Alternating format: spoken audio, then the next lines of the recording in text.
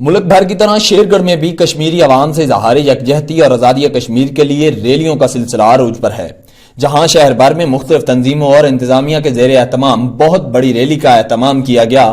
وہاں مذہبی جماعتوں خصوصاً سنی تحریک شیرگڑھ کے قائدین نے نماز جمعہ کے بعد کشمیری عوام کی صبر و استقامت اور ان کی کامیابی کے لیے خصوصی دعا کا انعقاد کیا، جس میں سینکڑوں شہریوں نے شرکت کی۔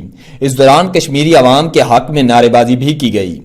دعائیہ پروگرام کے اختتام پہ صدر پاکستان سنی تحریک شیرگڑھ اور جنرل کونسلر علامہ بشیر احمد قادری نے میڈیا سے گفتگو کرتے ہوئے کہا کہ کشمیری بھائیاں دے حق وچ اجتماعی طور تے دعا کیتی گئی ہے کہ اللہ رب العزت دے فضل و کرم دے نال ساڈے بھائیاں نوں اور اللہ پاک انہاں دی مدد کرے، انہاں ظالماں دے ظلم تو اللہ نجات نصیب فرمائے۔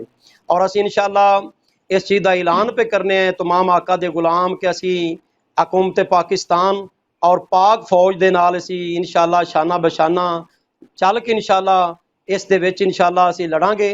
علامہ بشیر احمد قادری کا کہنا تھا کہ اگلے جمعۃ المبارک کو شہر بھر کی تمام مساجد کے باہر کشمیر سے اظہار یکجہتی کرتے ہوئے کشمیری عوام کے لیے دعائیہ تقریب سجائی جائیں گی۔ کیمرہ رپورٹنگ ٹیم کے ساتھ رائس صدی احمد، 62 نیوز، شیرگڑھ۔ ہم لاتے ہیں ٹاپ نیوز، آپ کے فیورٹ ٹاک شوز اور انلمیٹڈ انٹرٹینمنٹ صرف یوٹیوب پر۔ اگر آپ نے ابھی تک ہمارا چینل سبسکرائب نہیں کیا تو ابھی سبسکرائب کریں اور بیل آئیکن کو کلک کر کے ہماری لیٹسٹ ویڈیوز کے بارے میں اپڈیٹ جانیں۔